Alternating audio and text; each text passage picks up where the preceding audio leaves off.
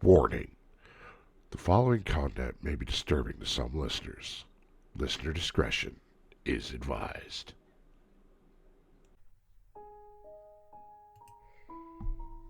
The ad appeared between a prompted post for a meal kit service and a video of someone's cat.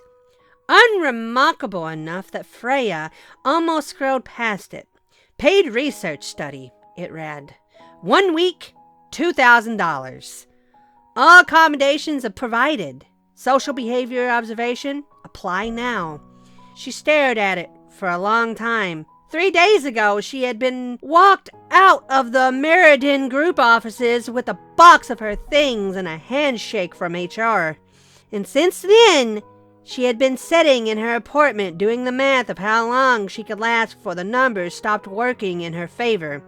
The answer was not encouraging. She clicked the link. The application was straightforward. Name, age, contact information, a few multiple choice questions about her general lifestyle. She submitted it, closed her laptop, made herself a cup of tea she didn't want, and by the time she'd finished it, her phone had chimed with an acknowledgement email. Thank you for your interest in the Behavioral Health Associates Social Behavior Study. We will be in touch soon. They were in touch 4 days later. She had been moved to the next stage. Attached to the email was a form that took her the better part of an hour to fill out. Medical history going back to childhood. Every medication she had ever taken. Every surgery. Every allergy. Personality assessments with sliding scales. And open-ended prompts. Questions about her sleep, her relationships, her conflict resolution style. She answered everything honestly. Her phone rang. An automated voice informed her that she had been accepted into the study. It would begin in 3 days, on Thursday. She would receive an address by email within the hour. She packed light. Toiletries, a few books, comfortable clothes, her phone charger. The email had mentioned that accommodations were provided. And she took that to mean she was basically walking into a hotel. She didn't mind. $2,000 was $2,000. The address led her to a block in an older commercial district of Vancouver. The kind of neighborhood where a stretch of modest restaurants and a print shop sat shoulder to shoulder with buildings that had gone quiet. The facility was one of the quiet ones. It was 4 stories of pale concrete and rectangular windows. The kind of building that had once housed insurance adjusters or mid-tier accounting firms. The kind of building that existed as pure function, with no ambition beyond it. A sign mounted beside the glass front doors read Behavioral Health Associates in clean, modest letters. On every window, fitted neatly into the frames from the outside, were iron bars, black, evenly spaced, new looking against the older concrete.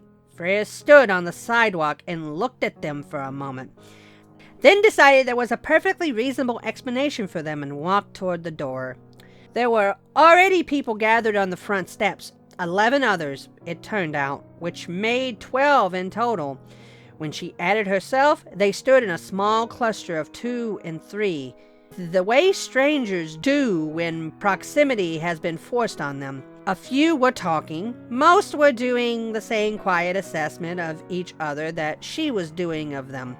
They ranged wildly in age and appearance, a heavy-set man in his 40s with a kind face, a young woman about Freya's age with close-cropped hair, and paint still faintly visible on her forearms. A lean, older man who stood apart from the rest watched the streets. The doors opened. 2 researchers met them. Both wore plain, dark clothing with laminated badges Freya couldn't read from her distance. They were professional and pleasant. The participants were welcomed, thanked for their time, and guided inside. The lobby had been emptied of whatever furniture it once had. The front desk remained, but had been repurposed into a check-in station. There, a third researcher smiled at each of them in turn and explained the first order of business. Personal belongings would be retained by the research team for the duration of the study. Phones, bags, books, everything. This was to ensure the integrity of the social observation, to prevent outside influence from contaminating the participants' interactions with one another. The team would be reachable by other means if needed. Freya handed over her bag and watched the young woman with paint-stained arms hand over a canvas tote with a paperback sticking out of it, and felt the small, reflexive unease of someone who had just given away their keys. The contracts were distributed. Each participant was given time to read through their copy, and several people did read carefully, flipping back pages, running fingers under lines of text. Freya read hers twice. It was the language she expected: confidentiality around the study's methodology, acknowledgement of voluntary participation, procedures for early withdrawal. The NDA was specific, but not unusual, prohibiting disclosure of proprietary research methods and the identities of other participants for a period of 2 years following completion. She found nothing alarming in it. She signed. They were led deeper into the building. The center of the floor had been cleared and reorganized into something that resembled, if not quite a home, then a coherent attempt at one. 12 office spaces ringed the perimeter, each with a glass wall facing inward that had been frosted to provide privacy. The doors were solid. Inside each, Freya could see through the open doorway as she passed. A single bed with plain white linens, a toilet behind a partition in the corner, a dresser, no mirrors that she could see, no clocks. The common area that those 12 rooms opened onto was generous. At least long folding tables with 12 chairs arranged around them, a kitchen counter with appliances, and a pantry door standing open. The shelves behind it dense with dry goods and canned food, and a row of first aid kits. A television mounted on one wall, a dresser near the kitchen labeled in masking tape, games. Freya could see the edges of game boxes inside it, the kind of collection you find in a cottage. In every corner and at intervals along the walls, cameras were mounted. They were each assigned a room and told to change. The clothing they had come in was collected by the researchers, folded neatly into labeled bins, and carried away without ceremony. Freya stood in her room in the pull-on pants and medical gown, reassessing if this was still worth $2,000. It was. The researcher who addressed them was a man in his early 30s, with a trim beard and the calm, slightly flat effect of someone who had given the same talk several times. He welcomed them again, acknowledged that the accommodations were modest, assured them that the week would pass more quickly than they expected. Then he outlined the rules. The participants were to remain within 2 zones for the duration of the studies: the common area and their own individual rooms. No one was to enter another participant's room for any reason. No one was to exit the building for any reason. Meals were self-catered from the pantry. The telephone mounted on the common area wall was a direct line to the research team, available at any hour for questions, requests, or emergencies. Then he reached into a bag at his feet and removed a book. It was not a remarkable book. It was the size of a standard novel, with a plain cover in muted gray. No author, no image, no text except one word in simple black letters across the front: Arcane. He explained the final and central element of the study. Each day, one participant would hold the role of the Arcane scholar. The scholar would be given the book and was the only participant permitted to possess or read it. No other participant was to touch the book or see its contents under any circumstances. What the scholar chose to do with that information, or whether they shared anything from it at all, was entirely at their own discretion. Each morning at 9, the group would gather and vote on who the scholar for that day would be. The ongoing scholar's vote counted for 4. Every other participant's vote counted for 1. The role could be held by the same person on consecutive days or transferred by vote to anyone else. He then informed them that the first scholar would be selected at random before the vote structure came into effect. He consulted something in his hand. A man named James, he said, James, who turned out to be the heaviest man with the kind face, looked mildly startled. He stepped forward and accepted the book when it was offered to him, holding it with a kind of careful uncertainty, as though it might be heavier than it looked. The researcher thanked them, reminded them of the phone on the wall before he and his colleagues walked back through the building towards the front. The door at the far end of the common area closed. Freya heard, though she told herself immediately that she might have imagined it, the sound of a lock. James held the book against his chest with both hands and looked around at the group with an expression that was equal parts sheepish and excited. He told them he was going to his room to read it or at least start it, and that he'd come back and tell them what it was about. He said he simply couldn't stand there holding a mysterious book and not open it. That his curiosity didn't work that way. A few people laughed, and the laughter loosened something in the room. Someone said that seemed fair. Someone else said they'd want to do the same thing. James nodded once satisfied and disappeared through his room door. The 11 remaining participants drifted towards the tables. Chairs scraped. A woman near the kitchen asked if anyone wanted tea and started filling the kettle without waiting for an answer, which turned out to be the right call because several people said yes. They settled in. Freya learned their names one by one, the way you do in a group, each person emerging from the collective into something individual. Marcus was 31. An out-of-work line cook with a shaved head and a tattoo of a compass rose on the inside of his left wrist. His voice was gruff. His stature was large, yet he spoke with a kind of softness that made his appearance less threatening. Sophie was 24, the one with the close cropped hair and the paint on her arms. She was a student fine arts, and she said she signed up for the study the same way she made most decisions, which was quickly and without overthinking it. Her over-the-top bubbliness made Freya cringe slightly. Donna was 53 and had recently retired from a career in hospital administration.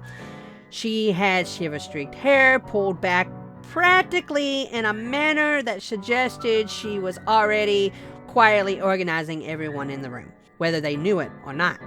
Eli was 19 and was the youngest of the group by a visible margin. He was slight and wore his discomfort with the gown openly, tugging at the hem of it. He mentioned unprompted that he had never done anything like this before, and several people told him none of them had either, which seemed to help. Renata was 46, a recently separated mother of 2 from North Vancouver. She had warm eyes and an even warmer motherly attitude. Carl was 61, the lean older man who had stood apart on the front steps. He was a retired engineer. He had said very little since arriving, but when he spoke, it was with precision, very direct, and to the point. Priya was 38 and worked in logistics, or had until recently, hence her being there. Tobias was 29, lanky, with wired frame glasses that he kept adjusting. He worked in IT.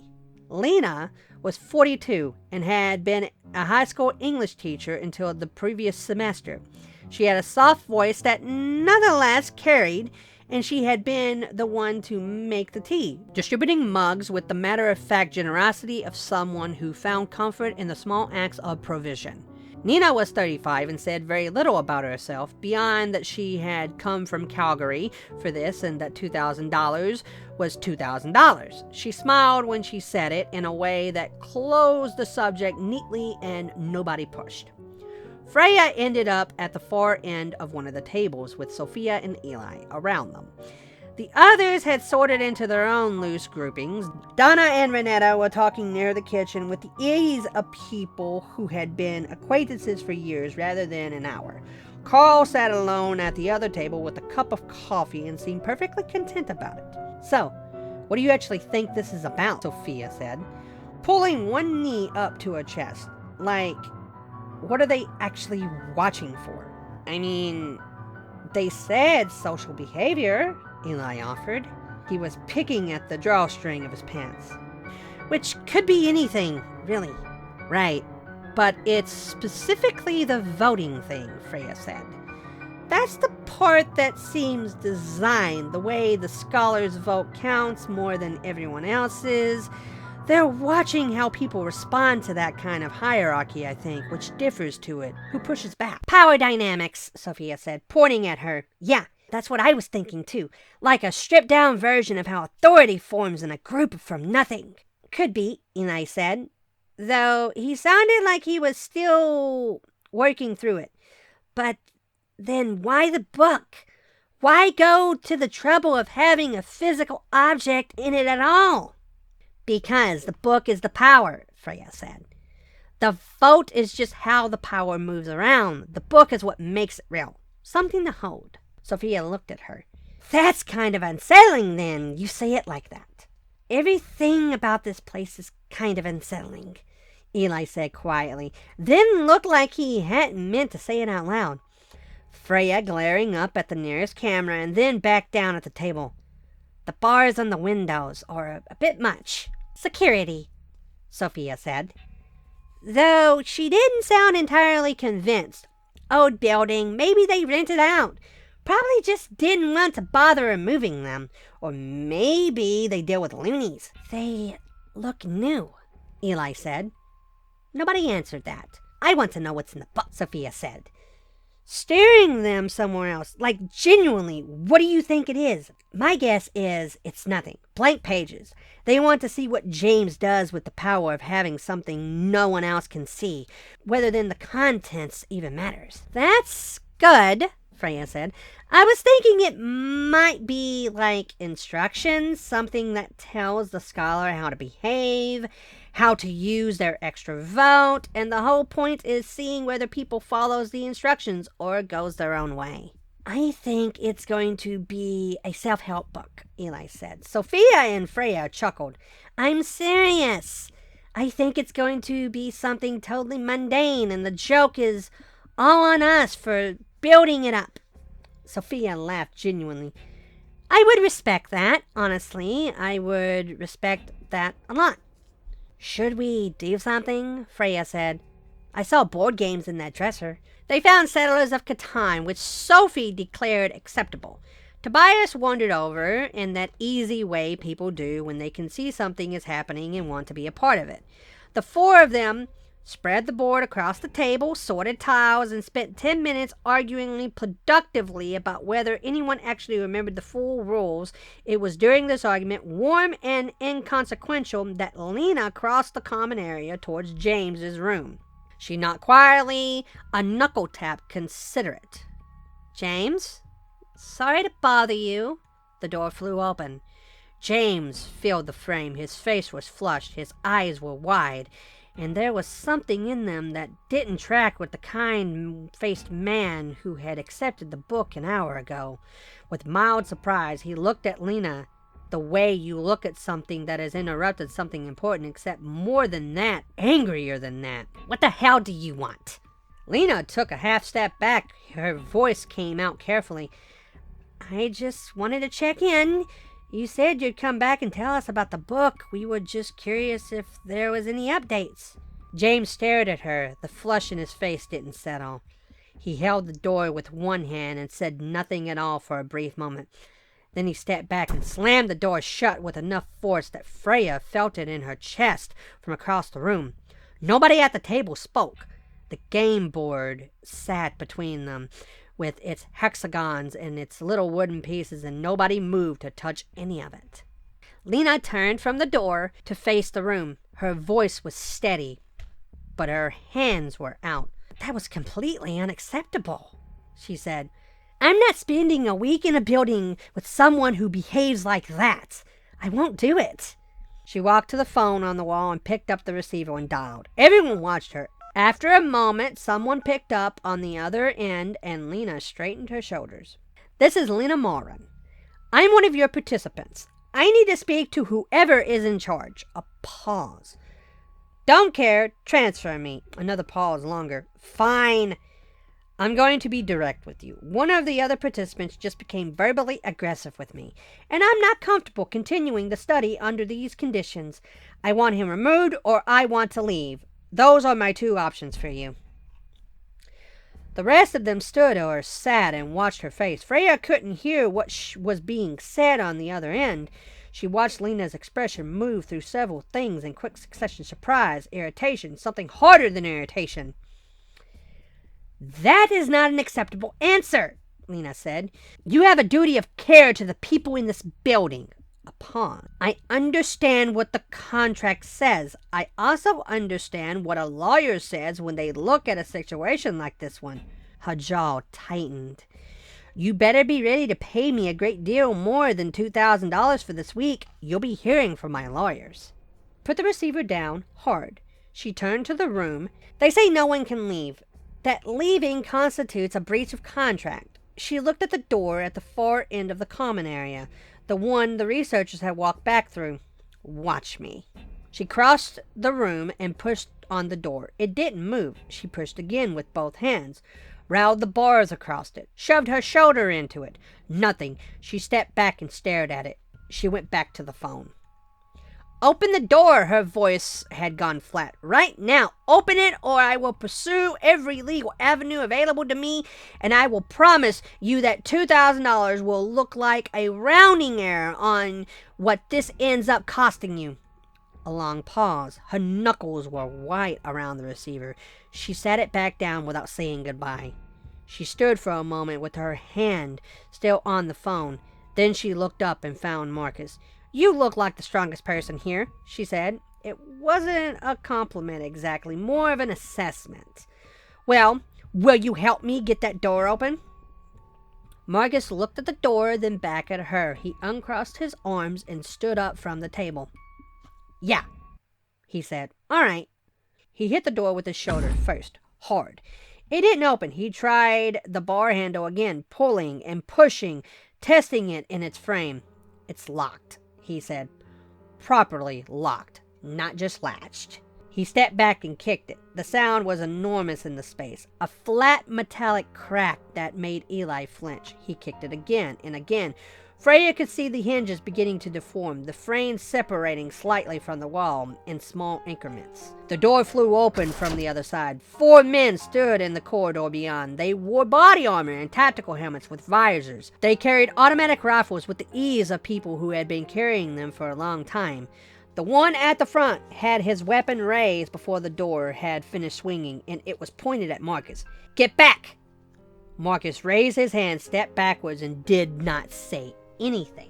The man in front stepped into the doorway and swept his gaze across the room, taking in each person in turn, methodical.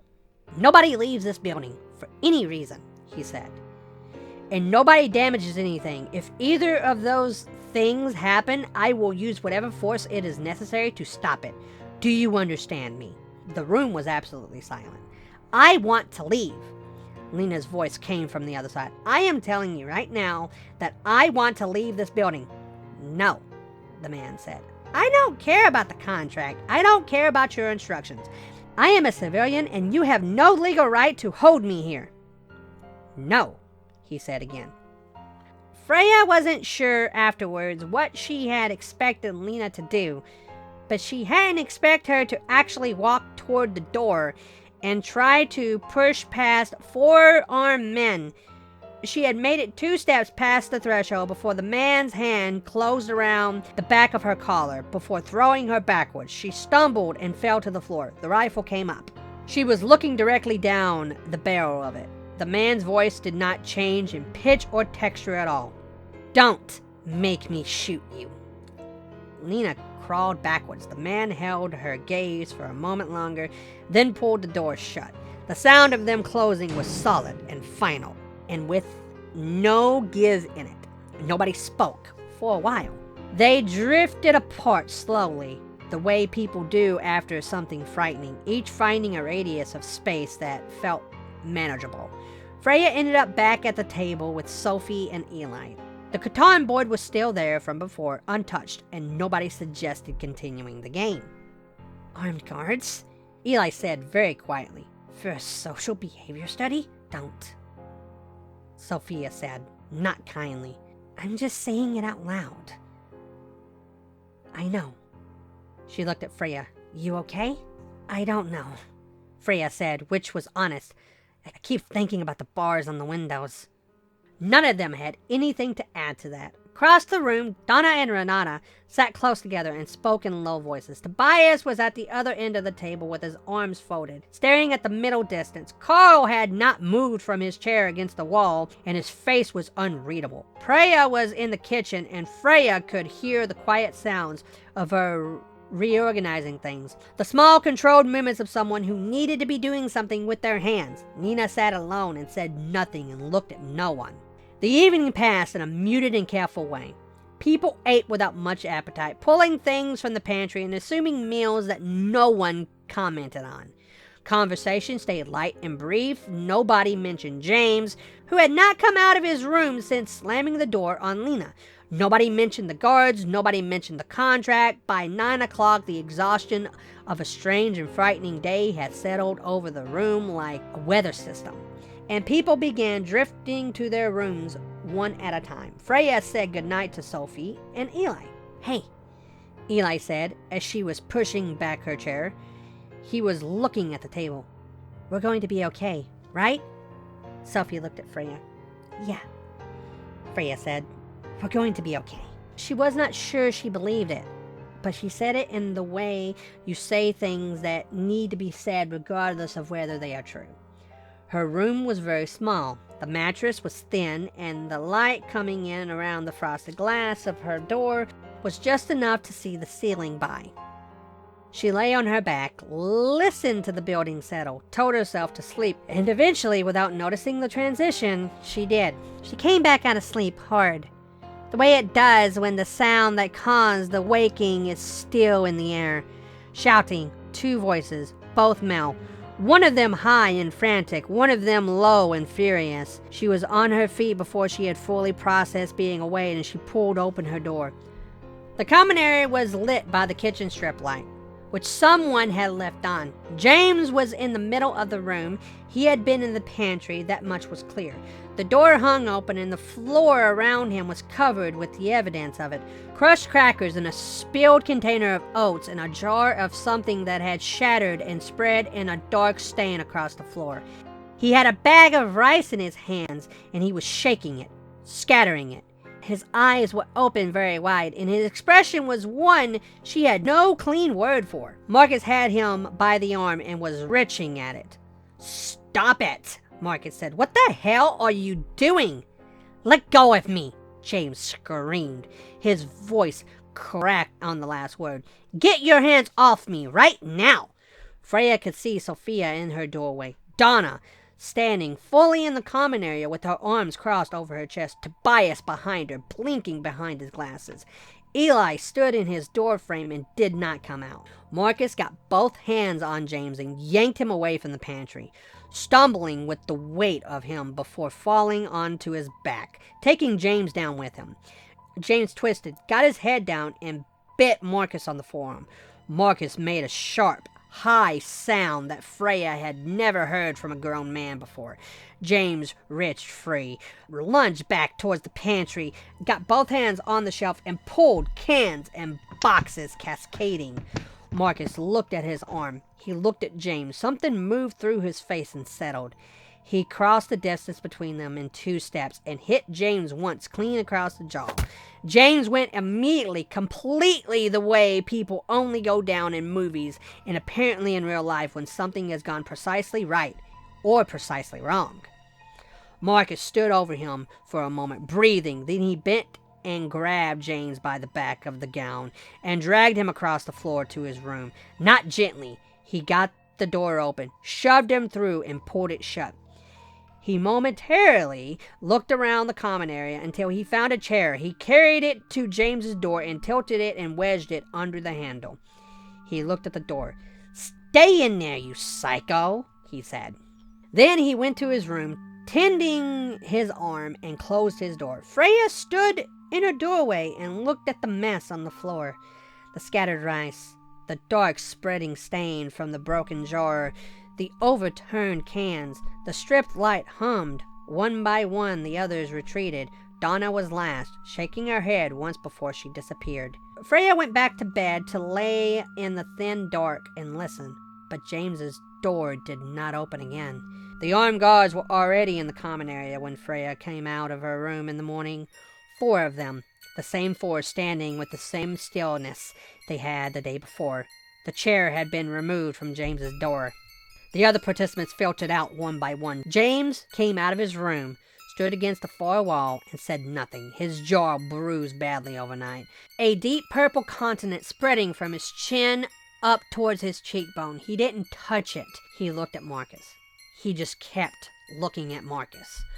One of the guards was holding a stack of small paper slips. He moved through the room methodically, stopping at each participant in turn, handing them a slip and a pen, waiting while they wrote, then collecting the slip back. His face gave nothing. The whole process had the texture of something that had been designed to feel routine. Freya looked at her slip. She turned the pen in her fingers, and she had no basis for a decision. No clear reason to choose one person over another, and something about that felt like it might be the point. She let her eyes move around the room without settling, and then wrote a name without letting herself think about it too hard. Tobias. She handed it back. The guard with the slip moved to the center of the room and counted them. His lips didn't move. He looked up. Marcus, he said. James's face opened into a grin. It was wide and warm, and it did not belong on the face of the man who had been dragged unconscious across the floor the night before. He crossed to Marcus with something close to eagerness and held the book out with both hands. Enjoy, he said. Marcus took the book, looked at it, looked at James, and said nothing. The lead guard stepped forward. The same rules apply. No other participant is to touch or read the book for any reason. He looked around the room to make sure this had landed, then nodded to his team. The 4 of them moved back through the door and pulled it shut. Marcus held the book to his side. I'm going to go look at this, he said to the room, and then I'll come back and tell you what it says. He sounded like he was working to sound normal. He went to his room and closed the door. James sat down on the floor in the center of the common area. Not in a chair, on the floor, cross-legged, facing Marcus's door. He began to laugh. It started low and built in an uneven way, raising and subsiding and raising again. It had nothing of humor in it. The others moved to the edges of the room. Priya went to the kitchen and kept her back to him. Donna sat at the far table with Renata, and they spoke quietly, without looking towards the center. Carl had his coffee, his wall, and his expression that gave nothing away. Nina had not come out of her room at all after the vote. Freya found Sophia and Eli near the games dresser, which was as far from James as the room allowed. What the hell was James doing last night? Eli said. I don't know, Freya said. He was destroying the food, Sophia said quietly. Look, not eating it, just destroying it. What does the book say to make someone do that? We don't know that it was the book, Freya said, though she didn't believe that as she said it. He was fine before he read it, Eli said. Completely normal. He was going to come back and tell us about it. They stood with that for a moment. James' laughter pulsed from the center of the room. We need to watch out for each other, Freya said. The 3 of us, properly. Whatever is going on in this building, we stay together and we watch others' backs. Sophia nodded without hesitation. Eli did the same, a small tight nod. And Marcus, Freya said, we need to get Marcus on our side. He's the scholar now, and he's the strongest guy here, if he comes back normal. James laughed and laughed. An hour passed with the slowness of hours in rooms where something is wrong. Freya drank tea she didn't taste. Eli had found a deck of cards and was shuffling them repeatedly without suggesting they play in anything. Sophia had her knees pulled to her chest again and her eyes on the middle distance. The laughter stopped.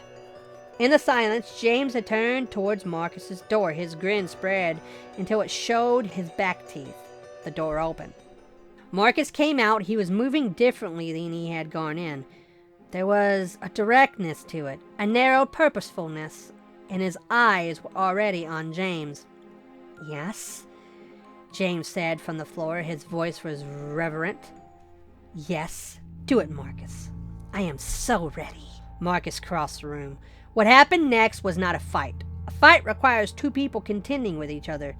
James did not contend. He opened his arms as Marcus reached him, and the fist blow landed across his face, snapping his head sideways, and laughed a bright, broken sound. Do it! James shouted. Marcus obliged. Freya moved before she understood she was moving.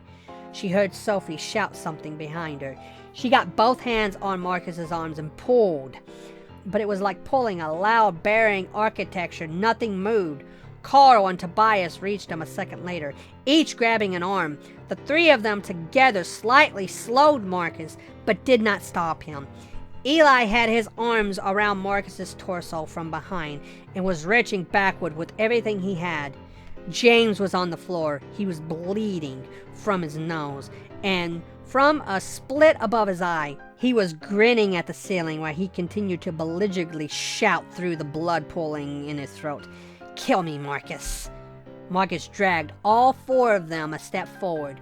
He got a hand free and drove his elbow into James's ribs with enough force that Freya heard the crack from where she stood. James made a sound that was still somehow a laugh, a wet, compressed version of one.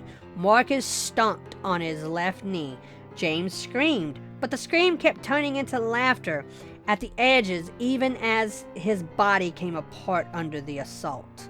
Freya lost her grip. Tobias went down. Carl held on for another moment before Marcus simply turned and threw him away with one arm. Carl hit the table and went over it. Marcus got both hands around James's throat, lifted him partially off the ground, then drove his skull straight back down with his full weight. James's head hit the floor with a crack. He went briefly still before his hands came up, not to fight, but to grip Marcus's wrists, to hold them there, to encourage them. Yes, James whispered. Marcus picked him up and slammed him again. James's hands fell away from his wrists. On the second time James's skull met the floor, something gave.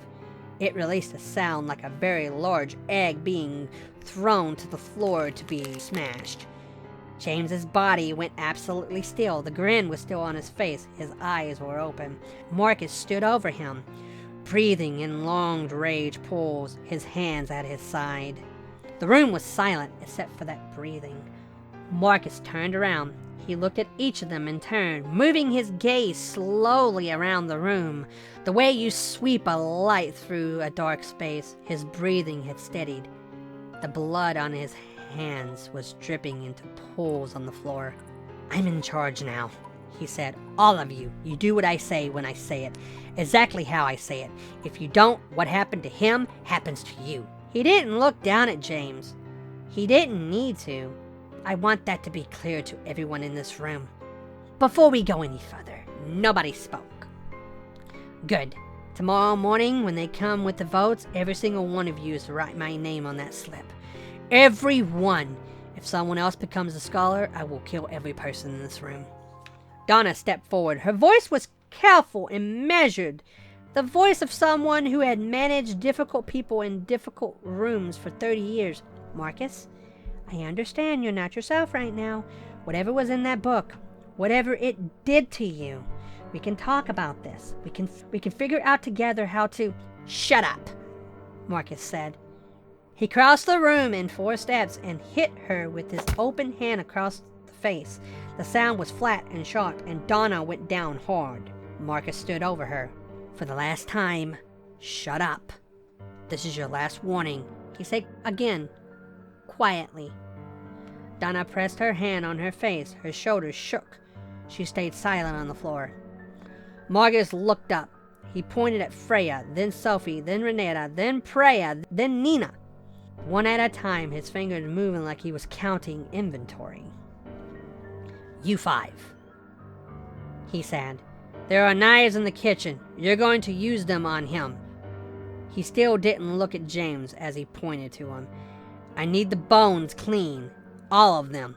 The skull especially. I need the skull clean. Freya felt Sophia's hand find her arm in her peripheral vision. He turned to the men. Carl, still against the overturned table, one hand pressed to his lower back, where he landed. Tobias white behind his glasses. Eli standing in the doorway of his room looking like he might be sick. You three, Marcus said. The pantry. Everything in it, destroy it. All the food, everything drinkable. If I find out anyone ate or drank anything after today, I will kill them. He picked up the book from where it had ended up on the floor during the murder. He looked at it for a moment. I'm going to read, he said. Don't bother me. He went into his room and closed the door. The click of it was somehow the worst sound in a room that had recently contained many terrible sounds. Because it was so ordinary, just a door closing, just a man going to read. The remaining participants stood in a loose cluster near the game dresser and spoke in voices that barely qualified as voices. We can't do what he said, Renita said. I won't do what he said. Nobody is doing what he said, Priya said. So, what then? Tobias asked. He kept adjusting his glasses. Nervous repetition he didn't seem aware of. We can't get out. The guards won't let us out. We can't call anyone because the phone only goes to the researchers, and the researchers clearly don't care if there is a dead body on the floor. What if we each took some food, Nina said. She was speaking quietly, her eyes on Marcus's door. Small amounts, enough to last. We each take something back to our rooms. Hide it. Stay in our rooms with the doors shut. If Marcus tries to break in, the guards would have to respond to that. He'd be breaking the rules. And if the guards don't get there fast enough, Carl said. He said it without inflection, just the fact of it, delivered plainly. He gets through a door. He's already in the room. Whoever is inside is already dead before anyone comes through the corridor. The group went quiet. And we don't know that they would stop him at all, Freya said. The guards haven't done anything about James. There's a dead man on the floor right now, and that door hasn't opened. We have no guarantee that they would intervene for anything short of someone trying to leave the building. Another silence, longer this time, so we kill him. Nobody contradicted her. If we do this, Carl said, we need to agree on what comes next. The vote tomorrow morning. Whoever becomes a scholar after this needs to not read that book. You, Freya said, looking at him. We vote for you. Carl looked at her steadily. I'll accept that. And I'm telling all of you right now, I will not open it. I won't read a single page. Whatever is in it, it stays closed. Anyone who ends up with it should make the same promise, Tobias said. Right now, all of us. They all agreed. The group held for a moment, the weight of what they were agreeing to settling over each of them differently. They went to the kitchen quietly. The knife block was on the counter beside the stove, and they distributed what was there without discussion, each person taking what they felt would fit in their hand. Freya wrapped her fingers around the handle of a chef's knife and felt the reality of the object in a way she had never felt a kitchen knife before. They waited patiently, all those bearing knives huddled against the walls adjacent to Marcus's door. The door did not open for a long time. They waited. Marcus's room was silent. Freya kept her eyes on the door handle and breathed slowly. The handle moved. Marcus came through the door with the book tucked under his arm and his eyes already scanning the room. The half second it took him to register what he was seeing was the half second Carl drove the knife into Marcus's side. Marcus made a sound like something mechanical seizing and turned into the blow rather than away from it. Marcus's fist connected with the side of Carl's head, the weight of the blow snapping Carl's fragile neck. His body flew sideways into the wall. Tobias came from the right, stabbing him thrice in the side before Marcus grabbed him by the wrist. Twisting until something snapped, Tobias screamed, dropped the knife, and was thrown into the table in the same split second. Sophia had mounted his back, driving the knife into Marcus's spine over and over again before he reached behind him with terrifying flexibility, got a hand in her hair, and tossed her like the others across the room. Freya closed the distance and drove her knife into his thigh. He turned on Freya. She saw his fists coming and got her arm up to block it. The impact was enormous. She felt the bone in her forearm give with a sensation that was more sound than pain at first. A deep interior crack that traveled up to her shoulder. The knife fell out of her hand. She stumbled, went down to one knee, and cradled her arm against her chest, the pain arriving now, white and total. Marcus reached down and pulled Carl's knife from his own side. Lena, who had been pressing herself on the wall since the fight began, ran for Marcus, who turned the knife in his hand and caught her across the throat without looking. Lena fell to her knees. Her hands went to her neck. The sound she made was very small. Marcus turned his attention to Eli, who was holding his knife defensively rather than offensively. Marcus's fist came at him like a freight train. Eli slumped to the floor and didn't move, but the others were back. Sophia had her knife again. Tobias had retrieved his knife with his good hand.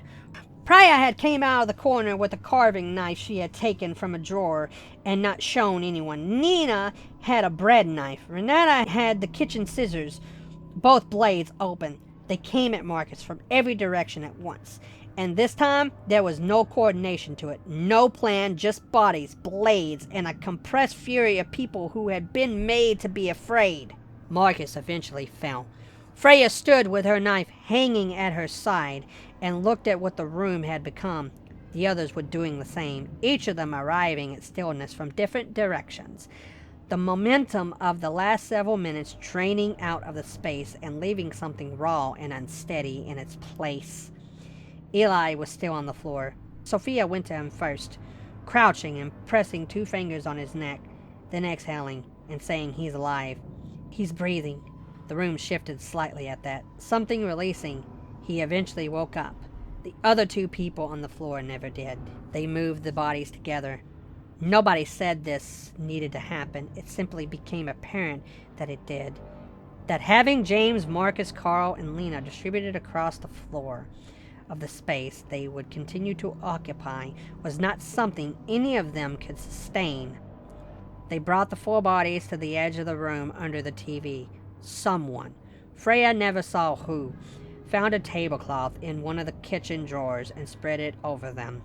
It wasn't large enough. They found a second one and overlapped them. This was better. Freya took charge of the wounds with the quiet authority she had been quietly storing since the first day. When she had inventoried the first aid kit, she set Freya's broken arm in a splint made from a cutting board in strips of cloth torn from a spare gown. Wrapping it tightly enough that the bones held their position, Freya could breathe through the pain if she concentrated. She cleaned the cuts on Sophie's face and taped them. She looked at Tobias's wrist, which was fractured rather than broken cleanly, and splinted that too. She checked Eli's eyes with the flashlight from one of the first aid kits, moving it back and forth, watching his pupils respond, and told him he needed to stay awake for another few hours and that someone needed to sit with him. Sophia said she would. The food James had not yet destroyed was brought out and distributed evenly. It was not as much as it should have been. What remained was a reduced and irregular collection of canned goods, dried staples, and a few things from the back of the shelves that had been overlooked.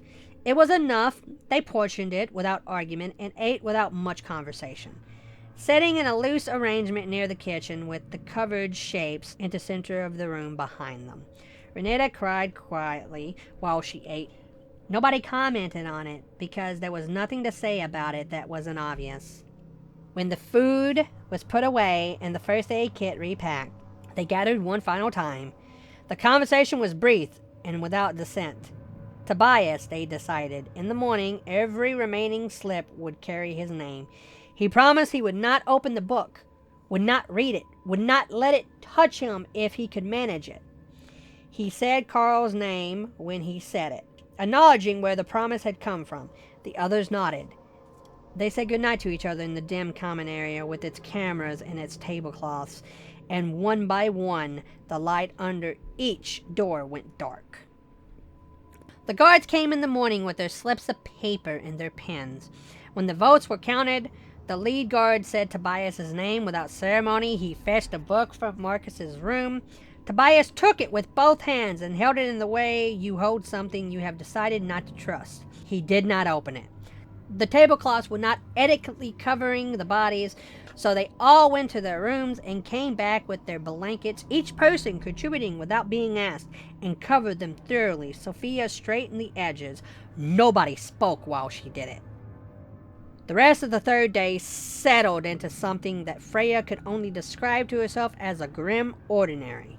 They ate from the remaining stores in careful measured amounts, Freya overseeing the rationing with a spreadsheet she had constructed in her head and seemed to be running continuously. Tobias sat with the book and did not open it. Eli's concussion was improving.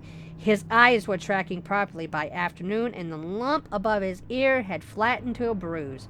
Freya's arm hurt constantly and comprehensively, but the splint held, and she was managing it. They played cards in the evening, the 6 of them around the table, and the game was slow and distracted, but it was something to do with their hands while the hours moved. Nobody laughed. Nobody cried either. They had arrived somewhere past both for the time being. Freya woke in the morning of the 4th day before anyone else, and the thin gray light that came through the frosted glass of her door before the building's interior came on automatically at 7. She lay still for a moment in the way you do when something has pulled you out of sleep but you don't yet know what it was. Then she got up and opened her door. Marcus was sitting in the center of the common area. He was cross-legged on the floor in the exact position James had accompanied on the morning of the first vote. His eyes were open and fixed on the door the guards came through each morning. He was not wearing his gown. His skin, from what she could see of his arms and chest and neck, had been carved, not scratched, carved deeply, the lines dark and deliberate, covering every visible surface in a dense arrangement of symbols she did not recognize. His hands rested on his knees with the palms up, and wounds on them were the same, the symbols running across his palms. His chest rose and fell with slow, even breaths. The blankets in the corner lay undisturbed. His eyes did not move from the door.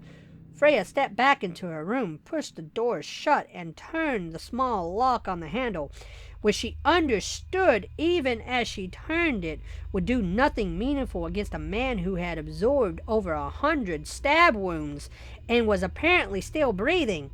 She pressed her back against the door, stood in the dark of her room, and listened. The scream came maybe 4 minutes later, Renita's voice, high and short, cut off by the sound of a door slamming and a lock turning. Then silence. The building held its silence with the patience of a building that had been holding it for days now and had learned its shape. She sat on her bed with her splinted arm across her lap and waited. The guards came at their usual time. They moved through the door the way they always did, helmets and vests and rifles. And the lead guard announced that all participants were required to exit their rooms for the vote. His voice carried the same flat, administrative tone it always had. They all exited their rooms. Marcus did not stand. He did not turn.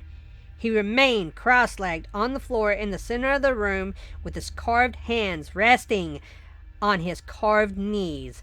When the guard came up to him with the slip and the pen, he reached out without looking, wrote a name, and handed it back. The votes were counted. Tobias again.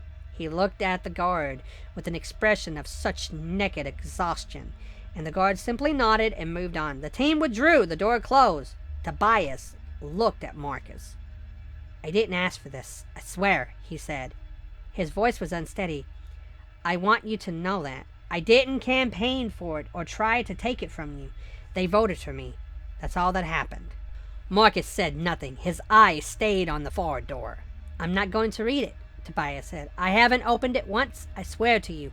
Whatever is in it, I don't want it. I was the scholar yesterday while you were. I don't want any part of it. Freya had positioned herself at the kitchen counter with Sophie and Eli, each arming themselves with their knives. Tobias took a step closer to Marcus. Sophie inhaled quietly beside Freya. Please, Tobias said, please just tell me you're not going to hurt me. That's all I need. Just tell me that. Marcus did not respond. "Are you going to kill me?" Tobias asked. The question hung in the air of the common area for a long moment. Tobias's glasses had fogged slightly as tears formed in his eyes. Marcus moved. His hand went under his legs and came back out with a knife. A kitchen knife. One of the ones that had gone into him and had apparently stayed. He held it with the blade pointing towards himself. The handle extended towards Tobias. He turned his head. The first time his eyes had moved from the main door all morning to look at Tobias. "If you are so afraid, I am going to kill you," Marcus said. "Why don't you kill me first?" Tobias stared at the knife. He took the knife. Then he turned the knife and drove it into his own neck. Tobias hit the floor sideways, the book skidding out from under his arm and stopping a few feet away. The knife still in his neck. The blood was immediate and catastrophic, spreading under him in a way that left no ambiguity about what was coming. His legs moved. His mouth moved. His eyes found nothing. Marcus reached down and pulled the knife free. The bleeding accelerated. Tobias began to choke on his own blood. Marcus crashed over him with the patience of a man doing work he had planned out in advance, and he sat the knife against Tobias's hairline and began to clean his skull. Tobias stopped moving long before it was over. That was the only mercy the morning produced. When Marcus sat back, what remained of Tobias's head was a clean ivory cap, the skull catching the overhead light with a terrible luminosity. Marcus, satisfied with his work, sat the skull down and began tending to the other bones in Tobias's body. Marcus worked through the day without acknowledging any of the other participants. When he finished with Tobias, he simply stood up, walked to where the other bodies laid, and picked a new set of bones to clean. By evening, the pile in the center of the common area had grown into something that Freya had no category for. A dense and ordered arrangement of clean bones from 3 human bodies, the skulls set at intervals that seemed almost deliberate. Marcus cleaned his knife on the hem of his gown, stood and looked at the pile for a moment. Then he walked to his room and closed the door without a word, without a look at any of them, as though the living people in the room were the least interesting thing in it. James was the last body left under the blankets. The 5th day arrived the way the others had, except that Freya had no sleep and was already sitting on the edge of her bed when the light came through the frosted glass of her door. James was sitting with Marcus. He was cross-legged the same way Marcus was, his hands on his knees, his palms up. The symbol covered him completely. The guards came through the door at the usual time and proceeded to vote with their usual indifference. The lead guard looked at James for slightly longer than he looked at anyone else, then consulted the slips and announced Sophie's name. Sophie took the book. The guards filled out. The door closed. Donna turned to return to her room. She made 3 steps. Marcus moved quickly, taking her down swiftly and pinning her to the floor. James came up beside them. It was time for her to have her bones cleaned. So James got to work while Marcus held her down. Her screaming lasted too long. Sophie was already in her room. Eli's door had closed. Freya returned to her room, stood against her door, looked at the wall across from her, and counted her own heartbeats to have something to count. She did not go out. The hours pass in a specific way when you are alone in a small room listening for sounds you don't want to hear.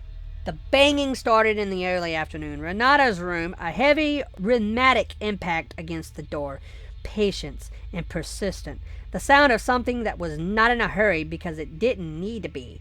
Renata started screaming before the door gave, which meant she had been awake, waiting and listening the same way Freya had. The door gave with a crack of wood before the screaming moved from behind the door to out in the open. Freya pressed her hands over her ears. She couldn't keep the screams out. Nina's door went in the late afternoon. Priya's door went a few hours after that. Eli's door went in the early evening. She sat in the center of her bed in the dark of her room with her splinted arm in her lap. Her whole body was shaking in a way she couldn't control. Outside her door, the common area was quiet. Sleep did not come. The knock came at 7. Participants, you are required to exit your room for the vote. No, Freya said. A pause. Exit your room, now. No. They had a key. She didn't fight them. She didn't have enough left to fight. They brought her through her door and into the common area, and she saw it all at once. The pile in the center of the room was larger. 8 skulls on top of a pile of bones. James and Marcus sat cross-legged near the pile, the wicked symbols weeping black tar, their hands on their knees. Sophie sat in front of them. She was carving into her own forearm with the kitchen knife, slowly. The symbols were already dense across her hands and up her neck. She was working with the focused attention of an artist in the middle of something. She did not look up when Freya was brought in. The book sat in Sophie's lap. The guard held the slip and the pen out to Freya. She looked at it. She looked at Sophie. She took the pen and wrote Sophie's name because there was no one else to write. She handed it back. The guard counted the slips. He looked up. Freya, he said. Sophie stood. She crossed to Freya and held the book out with both hands. The cover facing up, the single word on it plain and legible in the morning light. We need 4, Sophie said. 3 is not enough. It has never been enough. Marcus nodded. James nodded. The book is beautiful, Freya, Sophie continued. She said it in the way you tell someone about something you love, with the warmth that was almost unbearable coming from Sophie's face and Sophie's voice. You have no idea. No one who hasn't read it has any idea it solves everything. All of it. Every problem, every question, everything that has ever been wrong with the world. It's all in there, and it all resolves the most beautiful thing I have ever seen. It's heaven on earth. Freya looked at her. She looked at Marcus and James. She looked at the bones in the center of the room. Just kill me, she said. Just do what you did to the others and be done with it. The 3 of them laughed. It came from all 3 simultaneously. The same laugh in 3 different registers. Freya moved before she had decided to move. The knife was still in her pocket from the night before. She got it out and got it turned and got the point against the soft of her throat below the jaw. Marcus's hand closed around her wrist. His grip was not the grip of something that could be overcome by a woman with 1 working arm, no sleep, and 5 days of fear in her body. The knife came away from her throat. She pulled against him and accomplished nothing. He brought her down to the floor and held her there with the hand on each shoulder and his weight across her legs. She could feel the carved symbols on his palm against her skin. James knelt down beside her. He picked up Sophie's knife from where it had dropped to the floor. He looked at Freya's face and smiled. Marcus held her head still. James removed Freya's eyelids. Sophie crouched in front of her. She opened the book. The words were visible, whether Freya wanted them to be or not. She started to read. The club accompanied the top 2 floors of a building in the financial district. The kind of building that did not have a sign outside because the people who needed to know about it already did. The lounge was all dark wood, leather, and the smell of tobacco that had been accumulating in the upholstery for decades. A fire burned in the grate despite the season. Men in good suits stood in clusters or sat in pairs and spoke at the volume of people who had never had reason to lower their voices. The gaunt man sat alone near the window. He was very old and very thin in the way that some men became at the end of a long life, the flesh having made its concessions to the time until what remained was mostly structure, cheekbone, jaw, and the long architecture of his hand folded in his lap. He held a glass of whiskey he had not touched. The other man came in at 8:30. He was younger, 50 perhaps, with the careful grooming of someone who had understood the importance of appearance in rooms like this.